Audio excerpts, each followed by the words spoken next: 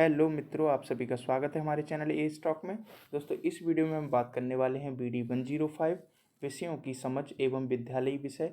उनके कुछ most important questions को इस वीडियो में दोस्तों डिस्कस करेंगे, जो मोस्ट इंपोर्टेंट रहने वाले हैं एग्जाम पॉइंट ऑफ व्यू को देखते हुए। और दोस्तों, अगर आपको यूनिट वाइज और भी बहुत सारे क्वेश्चंस लगाने हैं, जैसे यूनिट 1 का, यूनिट 2 का, यूनिट 3, यूनिट 4, यूनिट वाइज आपको सारे क्वेश्चंस लगाने हैं, और तो उसकी लिंक मैं डिस्क्रिप्शन में डाल दी है वीडियोज़ की। आप वहाँ जाकर यूनिट वाइज भी MCQ लगा सकते हैं, वहाँ पर भी आपको मोस्ट इंपोर्टेंट क्वेश्चंस मिलेंगे।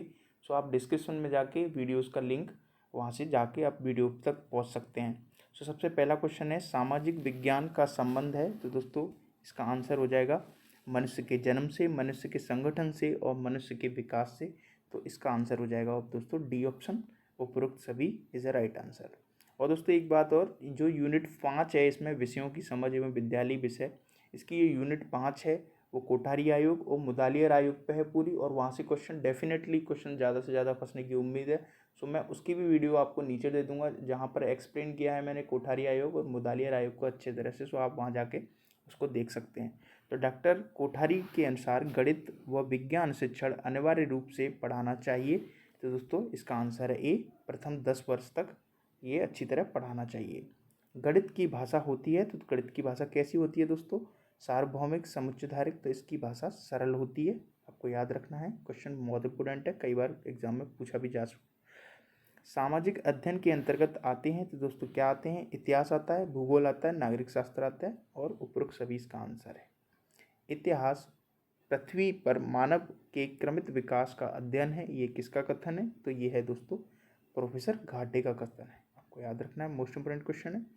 हमारा ज्ञान अनुभूतियों की अस्त व्यस्त विभिन्नताओं को तर्कपूर्ण प्रणाली बनाता है। इस प्रयास को विज्ञान कहा जाता है। यह किसने कहा है? तो दोस्तों, इसका आंसर हो जाएगा आइंस्टीन। इसका राइट आंसर सी हो जाएगा। नेक्स्ट क्वेश्चन देखते हैं दोस्तों। किसका कथन है भाषा का इतिहास ही सभ्यता की कहानी है? तो दोस्तों, इसका आंसर हो जाएगा द पेई का कथन है। मोस्ट इंपोर्टेंट है, एग्जाम में गारंटी से 100% आने की चांसेस हैं। सो प्लीज़ आपको इसको तो याद कर लो आप, क्योंकि ये RMPSC में पूछा गया था। भाषा का इतिहास सभ्यता की कहानी है, तो ये पेई का कथन है, आपको याद रखना है। सामाजिक विज्ञान का किसके विकास पर बल है? तो दोस्तों, इसका आंसर है डी, उपरोक्त सभी, समाज पर, जीवन स्तर पर और पर्यावरण पर। सर्वाधिक संतोषजनक रूप में मनोविज्ञान की परिभाषा मानव व्यवहार के विज्ञान के रूप में दी जाती है। यह परिभाषा कितने दी है? तो दोस्तों, ये दी है पिल्सबरी की है। Option A is the correct answer. Business शब्द किस भाषा का है? तो दोस्तों, आपको बता दें ये अंग्रेजी भाषा का है, आपको याद रखना है। लैटिन भाषा का नहीं, अंग्रेजी भाषा का इसको माना गया है।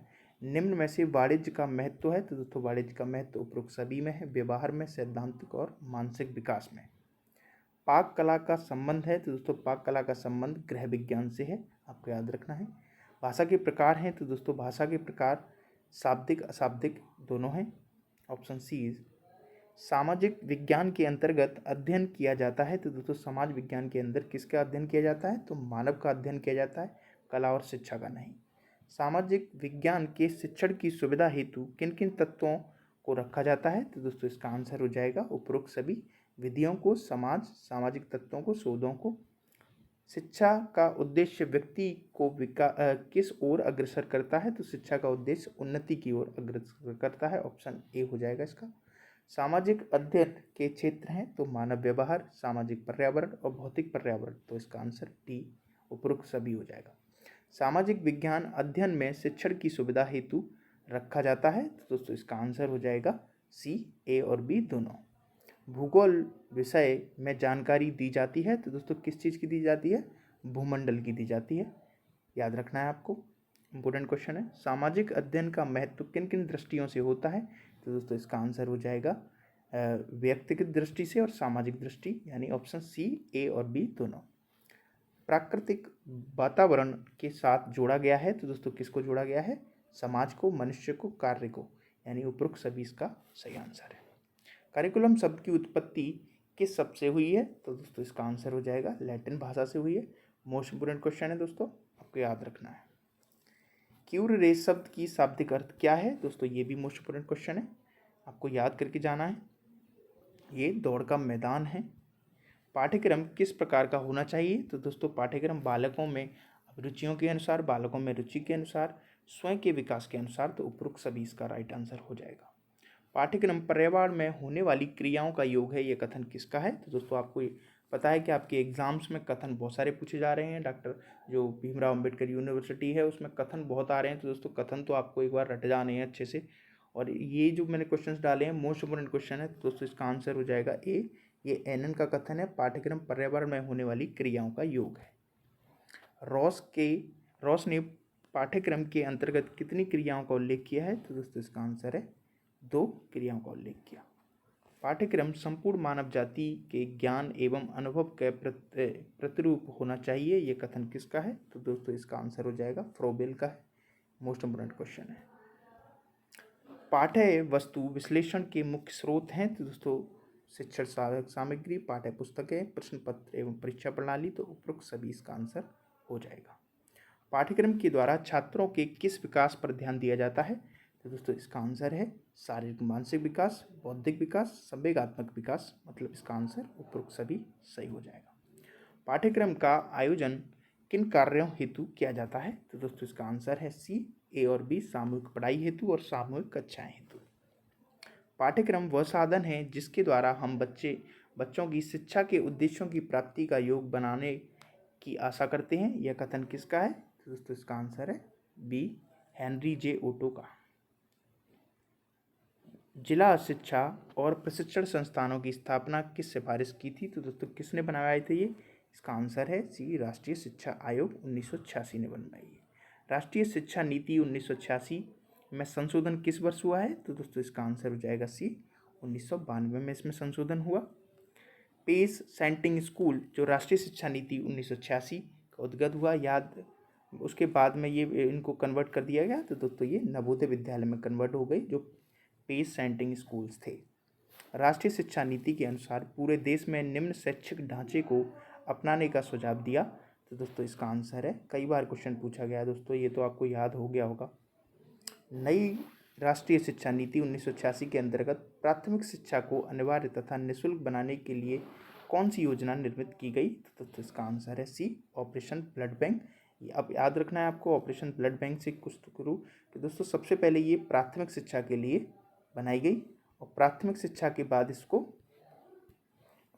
माध्यमिक शिक्षा में, उसके लिए माध्यमिक शिक्षा के लिए बनाई गई। तो सबसे पहले आपको याद रखना है कि ये ऑपरेशन ब्लड बैंक प्राथमिक शिक्षा के लिए आया था। राष्ट्रीय शिक्षा नीति कार्य योजना विभक्त थी, तो दोस्तों राष्ट्रीय शिक्षा नीति की जो कार्य योजना है वो 12 खंडों में थी, इसका आंसर 12 सही हो जाएगा। मुदालियर आयोग के अध्यक्ष किस विश्वविद्यालय के कुलपति थे? तो दोस्तों आपको याद रखना है ये मद्रास के कुलपति थे, सी। मुदालियर कमीशन का गठन कब हुआ? ये दोस्तों 23 सितंबर 1952 को हुआ। मुदालियर कमीशन संबंधित है दोस्तों किससे है? ये माध्यमिक शिक्षा से है। माध्यमिक शिक्षा आयोग को जाना जाता है, तो दोस्तों इसका आंसर है ए, मुदालियर आयोग भी जाना जाता है। तो मुदालियर और कोठारी तो आप अच्छे से पढ़ के जाएं। किस शिक्षा नीति ने क्षेत्रीय भाषाओं का विकास पर बल दिया है? तो दोस्तों इसका आंसर है 1968 वाली जो शिक्षा नीति आई थी। सन 1960 में योजना आयोग ने कितने वर्ष विद्यालयी शिक्षा पर बल दिया है? तो दोस्तों इसका आंसर है 12 वर्ष विद्यालयी शिक्षा पर दिया है। एक साधन के रूप में ज्ञान का प्रयोग किया जाता है, तो दोस्तों किसके लिए किया जाता है? बोध, अधिगम हेतु, प्रयोग हेतु, उपरोक्त सभी इसका आंसर हो जाएगा। दोस्तों पाठ्यक्रम संबंधी शारीरिक क्रियाओं के अंतर्गत कौन से विषय आते हैं? दोस्तों इसका आंसर है डी इज राइट आंसर, उपरोक्त सभी आ जाएगा। प्रकृतिवादी पाठ्यक्रम का भाग है, तो दोस्तों क्या है? उपरोक्त सभी हो जाएगा। व्यवहार, खेलकूद, भूगोल, तैरना, प्रकृति ज्ञान, तो उपरोक्त सभी इसका राइट आंसर हो जाएगा। क्वेश्चन नंबर नेक्स्ट क्वेश्चन देखते हैं। मुख्य रूप से मानसिक क्रियाओं में किन विषयों को रखा गया है? तो दोस्तों मानसिक क्रियाओं में इतिहास, भूगोल, भाषा, साहित्य, गणित, विज्ञान, उपरोक्त सभी इसका आंसर हो जाएगा। शिक्षा की संरचना कैसी होनी चाहिए? तो बाल केंद्रित होनी चाहिए, विषय केंद्रित या समाज केंद्रित? तो दोस्तों बाल केंद्रित होनी चाहिए, ये मोस्ट इंपोर्टेंट क्वेश्चन है, RMPCU में पूछा गया है दोस्तों, राजा महेंद्र प्रताप यूनिवर्सिटी में। शिक्षा में विविध पाठ्यक्रम के वर्ग होते हैं, तो दोस्तों कितने होते हैं? ये 8 वर्ग होते हैं, ये भी क्वेश्चन दोस्तों पूछा गया था। विषय वर्ग के प्रकार हैं, तो दोस्तों इसका आंसर हो जाएगा डी, मूल विषय वर्ग, बहुविषय वर्ग और अंतर विषय वर्ग, तो उपरोक्त सभी से राइट आंसर। गणित व विज्ञान शिक्षण अनिवार्य रूप से देना चाहिए? तो दोस्तों इसका आंसर है प्रथम 10 वर्ष, ये कोठारी आयोग ने दोस्तों बोला है। छात्रों में कुशलता के विकास हेतु शामिल किया गया, तो दोस्तों छात्रों में कुशलता के लिए शिल्प कला का यहाँ पर शामिल किया गया, ऑप्शन सी। विद्यालय पाठ्यक्रम का कार्य होता है, तो दोस्तों इसका आंसर है बी, मानवीय ज्ञान और रुचियों का कार्य। बहुउद्देशीय माध्यमिक विद्यालय किसकी सिफारिश पर खुले हैं? तो दोस्तों इसका आंसर हो जाएगा कोठारी आयोग की सिफारिश पर खुले हैं। मुदालियर आयोग द्वारा सुझाए गए वैकल्पिक विषय समूह हैं, तो दोस्तों इसका आंसर हो जाएगा 7 समूह मुदालियर आयोग द्वारा। कोठारी शिक्षा आयोग की रिपोर्ट प्रस्तुत की थी, तो दोस्तों रिपोर्ट कब प्रस्तुत की थी? तो इसका आंसर हो जाएगा 1966 में। राष्ट्रीय शिक्षा आयोग का कार्य क्षेत्र था, तो दोस्तों इसका आंसर हो जाएगा संपूर्ण शिक्षा के लिए था। कोठारी आयोग की रिपोर्ट का क्या नाम था? तो दोस्तों ये था शिक्षा और राष्ट्रीय प्रगति report, C option is the right.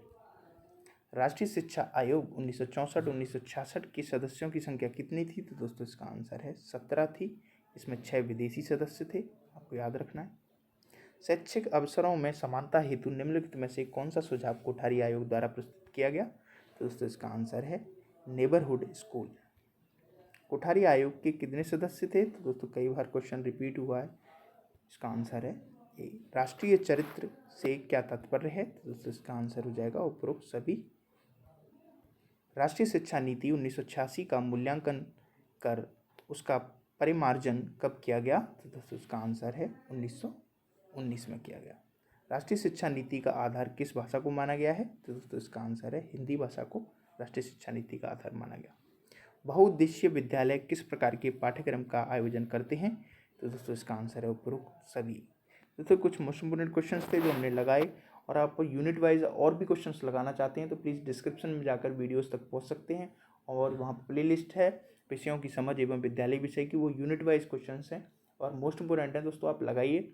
और आपको वीडियो अच्छी लगी हो तो प्लीज़ लाइक करिए, चैनल को सब्सक्राइब कर लिए हमारे को, और आपको कोई भी टॉपिक से रिलेटेड कोई भी नोट्स या फिर PDF चाहिए तो आप टेलीग्राम ज्वाइन कर सकते हैं हमारा। Thank you.